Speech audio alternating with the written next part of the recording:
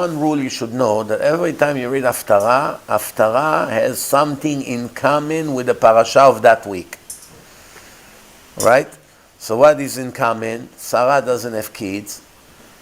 And the Haftarah, speaking about the Shunamit, Elisha, she comes to Elisha, she doesn't have kids, Elisha, the kid die, revive the kid, all this story similar to the parasha. This is how it starts. It's talking about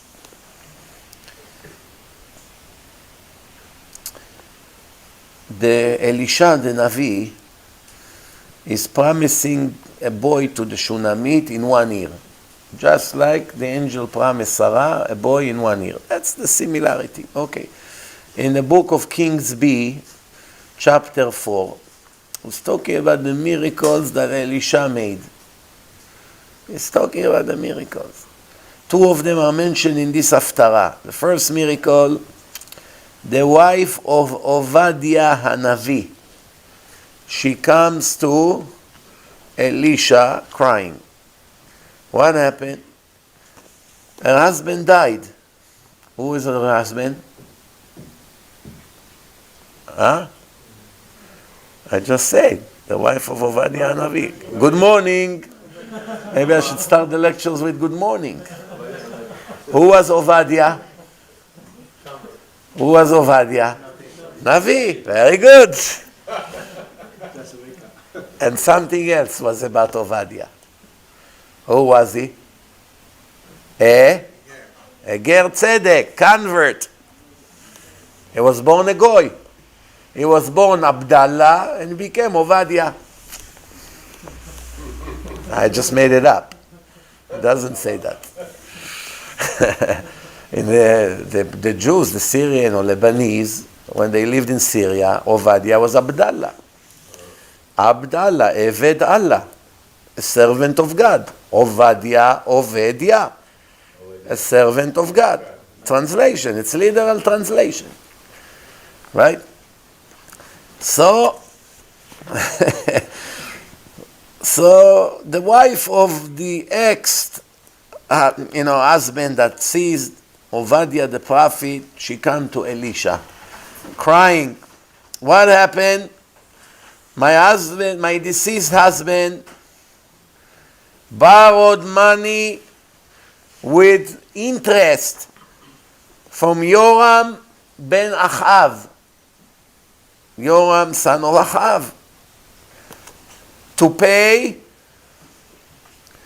to feed 100 kosher prophets that he hid in a cave.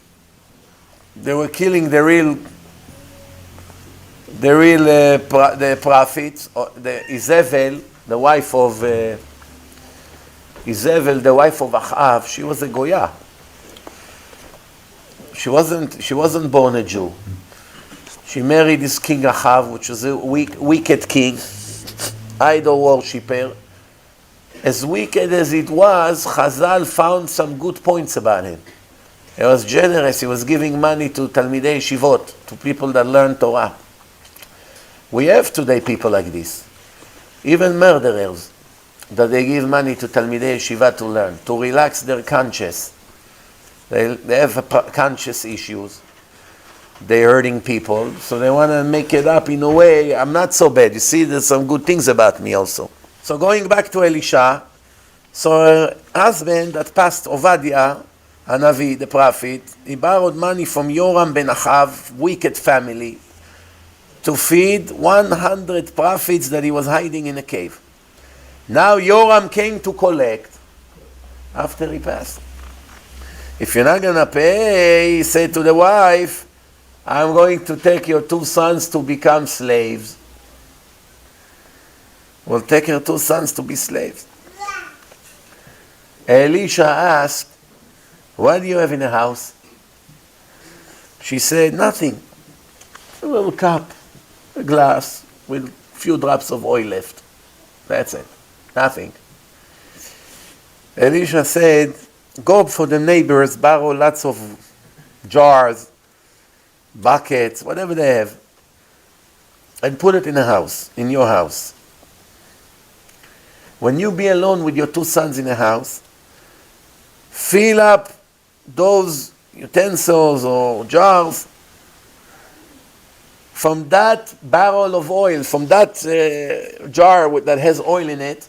Keep pour for the other jars. And it will constantly produce oil. Don't worry about it. Even though right now it's only very little, you spill and spill and spill, and oil will come out. Fill them all up. Oil used to be very expensive. Sell this oil and pay some of the money, and with the rest leave for yourself that you can eat. You can exchange. You go to the market, take oil, give me cheese, give me this, give me that. Okay. That's one miracle. Then he goes, Elisha, to the place of Shunam. We have the Shunamit, right? Shunamit, when David HaMelech was 7 years old, just about to pass, he was sick. He was freezing, shaking.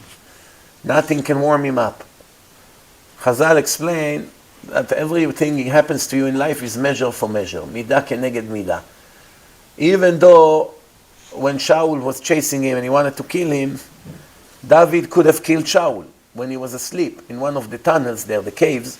But instead of killing him, he didn't want to kill him, so he cut a part of his coat. This is a king of Israel. You cut his clothes. Later, before he died, Hashem gave him such like a slap. Now the clothes cannot warm you up.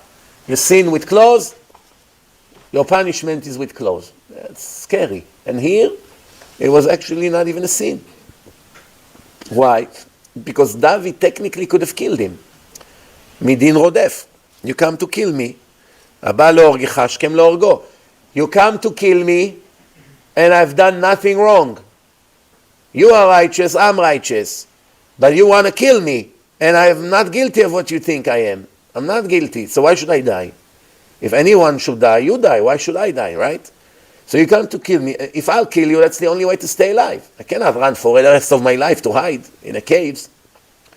But he doesn't want to kill him. He knows he's a tzaddik. Tzaddik that is making a mistake right now in his judgment. So he just cut his coat as a proof. Look, I was one step away from you. I could have slaughtered you. But I didn't want to do it. I just cut a piece from your coat to show you that I had a knife with me. I could have killed you. That's all he meant. That's a sin. In the level of such giant people, every little thing is a sin. Yes. It's written in the Gemara. The Gemara says the world in the beginning was created b'midat adin, in a judgment. Only it say the word Elokim, Elokim, Elokim, no Hashem, no Yud Kei Vav Kei, only Elokim. In the beginning of the Torah. ראה הקדוש ברוך הוא שאינו יכול להתקיים בדין. Hashem saw that the world, people cannot live in a high standard of judgment. Shitef rachamim. Emerge into the world the mercy. What's the mercy? Yud Kei Vav Kei. Right? Then the Gemara say, but someone that is a highly righteous person, Hashem is still judging him in judgment. Meaning, the mercy is only for the ordinary people or the losers. Right? Not to the extra righteous people. The extra righteous people we judge in their standard. You don't expect me to judge you like I judge an ignorant person. You're a very holy person, no? So, okay. So now the second miracle, he goes to the city of Shunam. That's the woman, the Pilegesh that they got for David HaMelech before he died. She was Shunamit because she came from the city of Shunam. It wasn't her name. Shunamit means the New Yorker. Right? Okay. So he comes and he stays by a woman, rich. She's rich and important. Her and her husband respected him a lot. They made him an attic, a private room on the top. That every time he stopped by them, he have privacy. Elisha liked them very much because they hosted him very nice. He wanted to pay them back. He saw they don't have kids. He gave them a blessing that 1 year from now you're going to have a boy. And the blessing came through. But then what happened? The boy went on a field, and all of a sudden he got dizzy, and fainted, and died. Clinical death. He's dead now. So she sent someone to call him. He came. What good is this? You're giving me a boy and now you're taking him? He's dying. So he laid on him. This is the prophet of Hashem, Elisha. He laid on him and he said all kinds of words and revived him, brought him back to life. Elisha. That's the story. In Pirkei de Rabbi Eliezer, chapter 32, it's written that this Shunamit, she was the sister of Avishag. Who was Avishag? The one I just told you, that they brought her to warm David HaMelech. Because how do you warm a person? If nothing warms him up, the best way to warm a people is body to body, because the body ejects a lot of heat. So if a person falls in a snow, or snow buried him, and you clean it, and now it's totally ice, all yellow, green, whatever, blue. You don't have fire now. What are you going to do? The only way to save his life is to get naked and hug him. If you have a sack or a blanket together for about an hour, the body heat. Why? Because he's cooling you off. So now the body produces more heat. So now the energy of body to body, it warms his body and can bring him back to life. It's a pikuach nefesh. There's no other way. So they brought him a woman to warm him up. She's going to become like his wife, like his pilegesh. But even that wasn't helping. So now, it's written here in Pirkei de Rabbi Eliezer that she was the sister of Avishag Shunamit. And who was she? Imo, the mother of who? Huh? Oded Anavi. There was a prophet named Oded. In Hebrew, we have a name Oded. I make a deal with you. Find 100 Israelis that their name is Oded, and ask them, do you know what's the name Oded? If 5 of them will know Oded was a prophet, I'll give you a prize. 1, 2, 3, maybe 4, maybe. The rest, מה זה Oded? Nice name. מה זה Oded? Oded, leoded. Oded means to cheer up a person, to give him incentive. I don't know it's a prophet. Because it's not one of the famous prophets. It's not Yecheskel, Yeshaya, Yirmiyah. Those are famous prophets. Oded. The mother of Oded Hanavi. Rav Chaim Zaychik, he says, Zatzal, לא לחינם זכתה לבן כזה. No wonder she got such a son. Why? She was extremely great with chesed, kindness. Extraordinary. Every time she heard there's an opportunity to do chesed, she rushed to be the first one to do, before anyone even asked her. It was very important for her. She fed people, she cooked for them, not once, again and again. No, she was not giving up.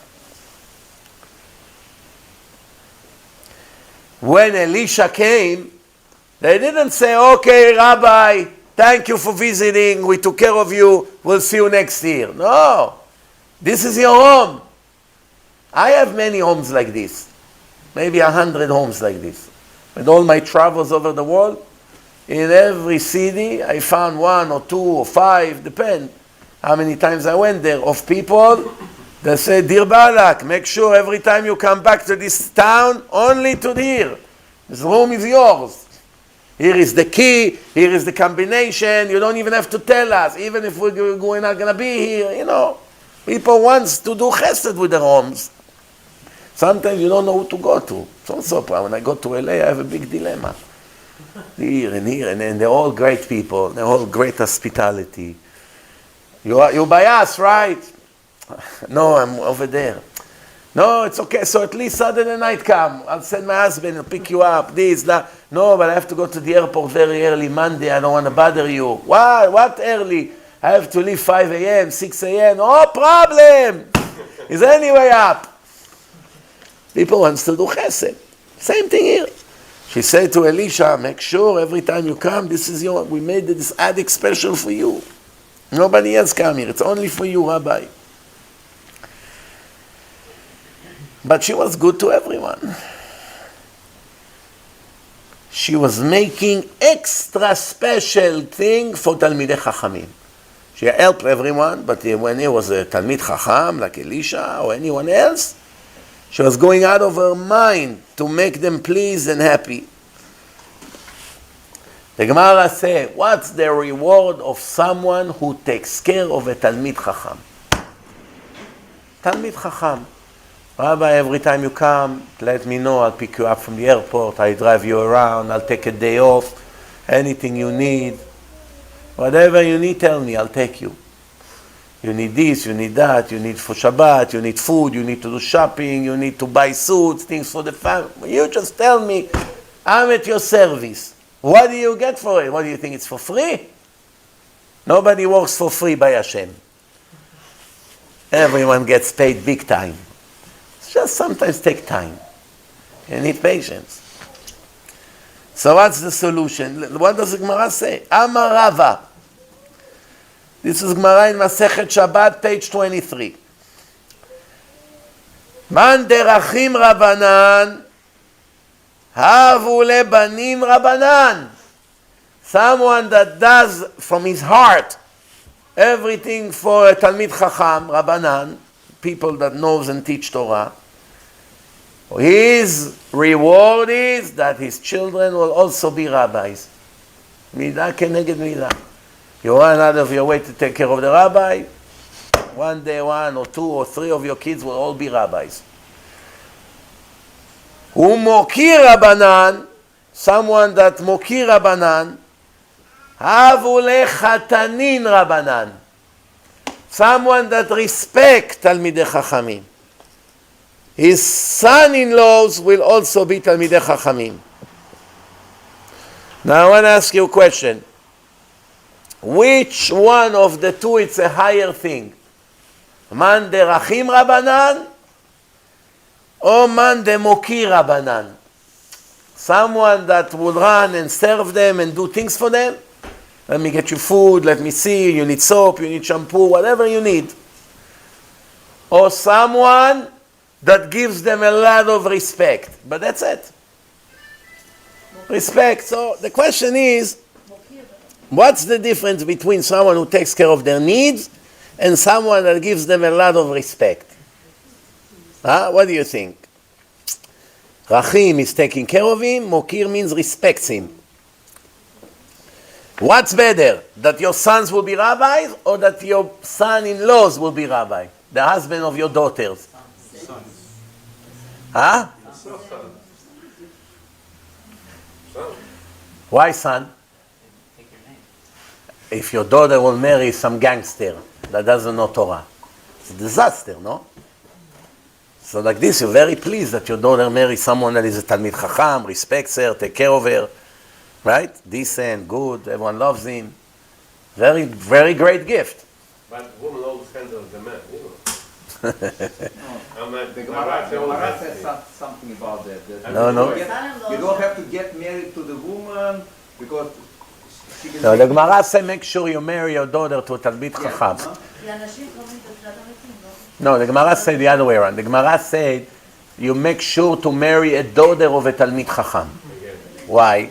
Because if one day you die, who's going to raise your children? Her father. Who's going to take them to shul on Shabbat or teach them Torah? If the father died, who's going to take care of them? The grandfather. So at least you know someone to take your place, that your kids will not be Ami Aratzot. But that's not what we're talking here about. We're talking here now, what's better, your son or your chatanim? Of course your son.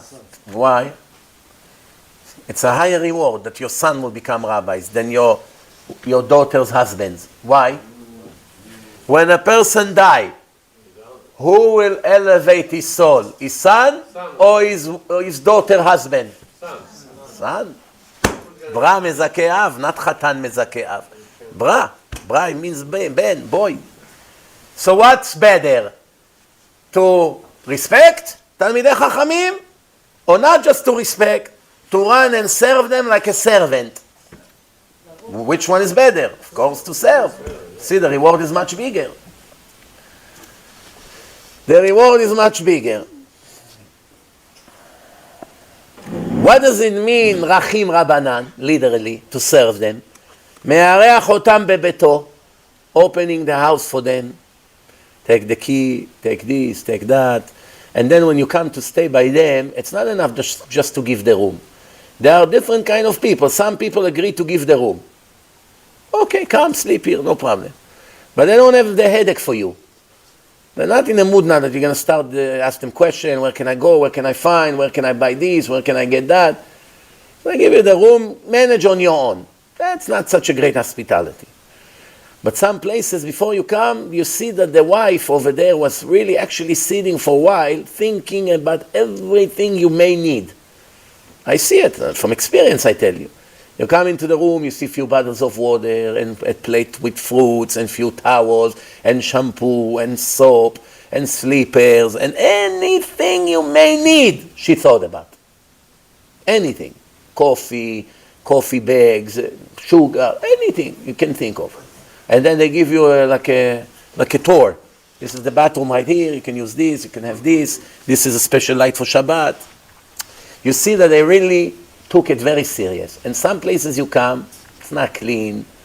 They didn't clean it for a week or two. The place is dirty. The bathroom is dirty. The garbage cans are full. They're just doing you a favor. They're giving you the room. What kind of hospitality is this? You understand? You have to now start cleaning their house. It's also embarrassing if they catch you cleaning their house. Imagine a guest come to your house and begin to clean your bathroom. It happened to me a few times. Of course, without telling you where.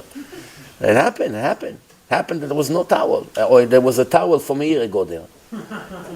You smell it? התגדל והתקדש שמי רבה. ידיד הצלה. What are you going to do? Better not to take a shower, to be sweaty and smelly.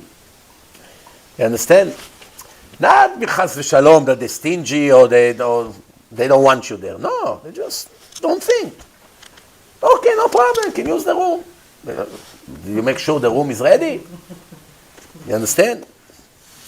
And some people, not only that they make the room better than a 10-star hotel for you, every hour they bring coffee. There's one woman in LA, husband and wife, they deal with the kosher food, whatever, meat, whatever. She gave me one espresso cup from a machine. She saw I liked it every hour. Very good, it keeps me up.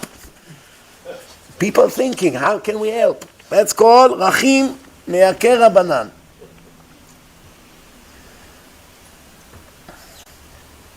So,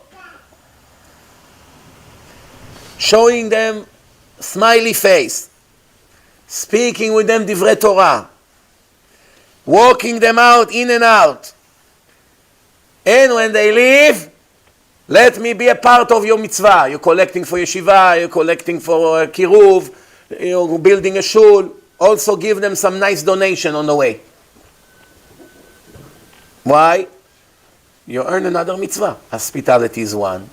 Taking care of one. Now you also got big zchut. And the children that see that, what's happening in their parents' house, they got now a special desire one day to be rabbis. Look how my parents treat this person. I also want to be like this. You understand why they become rabbis? Not only that you get the blessing from Hashem, you're actually with your own behaving creating your children.